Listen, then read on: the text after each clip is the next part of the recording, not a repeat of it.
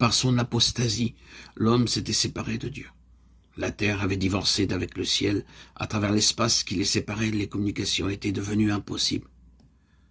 Mais grâce à Jésus-Christ, la terre a été de nouveau reliée au ciel. Par ses mérites, le Sauveur a jeté un pont sur l'abîme creusé par le péché, de sorte que les anges peuvent communiquer avec l'homme. Par Jésus, l'homme déchu, faible et impuissant a pu de nouveau avoir accès à la source de la puissance infinie. Pendant son sommeil, Jacob voit une lumière étrange envahir la plaine. Du sol sur lequel il repose s'élève une immense échelle éthérée qui semble conduire à la porte même du ciel, et sur cette échelle montent et descendent des anges de Dieu.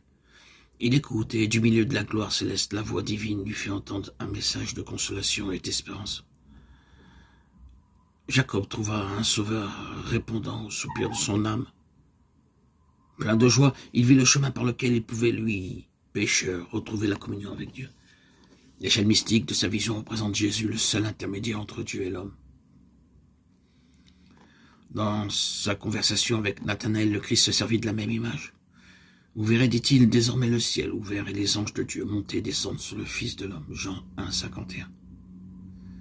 C'est en vain que l'humanité rêve de progrès, en vain qu'elle travaille à son relèvement, si elle néglige cette source unique d'espérance et de salut qui lui est offerte.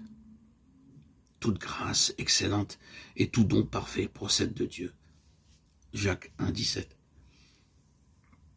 Il n'y a pas hors de lui de véritable excellence de caractère. Et le seul chemin qui mène à Dieu, c'est Jésus-Christ.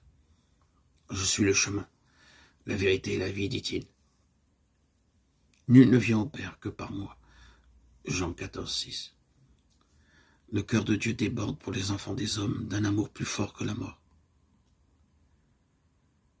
En sacrifiant son Fils, il a abandonné tout le ciel en notre faveur. La vie, la mort et la médiation du Sauveur. Le ministère des anges, les appels de l'Esprit, le Père agissant au-dessus de tous et par le moyen de tous. L'intérêt incessant des êtres célestes. Tout est mis en œuvre en vue de notre rédemption. Ah, arrêtons nos regards sur le prodigieux sacrifice consommé pour nous.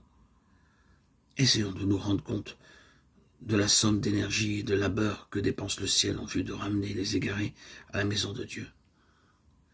Des mobiles plus forts et des agents plus puissants n'auraient jamais pu être mis en activité. La récompense inouïe, réservée à ceux qui font le bien, les jouissances du ciel, la compagnie des anges, la communion et l'amour de Dieu et de son Fils, le perfectionnement et le développement de toutes nos facultés à travers les siècles éternels. Ne sont-ce pas là des encouragements suffisants pour rendre à notre Créateur et Rédempteur le service affectueux de nos cœurs? D'autre part, les jugements de Dieu prononcés contre le péché, la rétribution inévitable, la dégradation de notre caractère et la destruction finale sont décrites dans la parole de Dieu pour nous mettre en garde contre les pièges de Satan. Ne nous inclinerons-nous pas humblement devant la miséricorde de Dieu? Qu'aurait-il pu faire de plus pour nous? Entrons en rapport avec celui qui nous a aimés d'un amour incommensurable.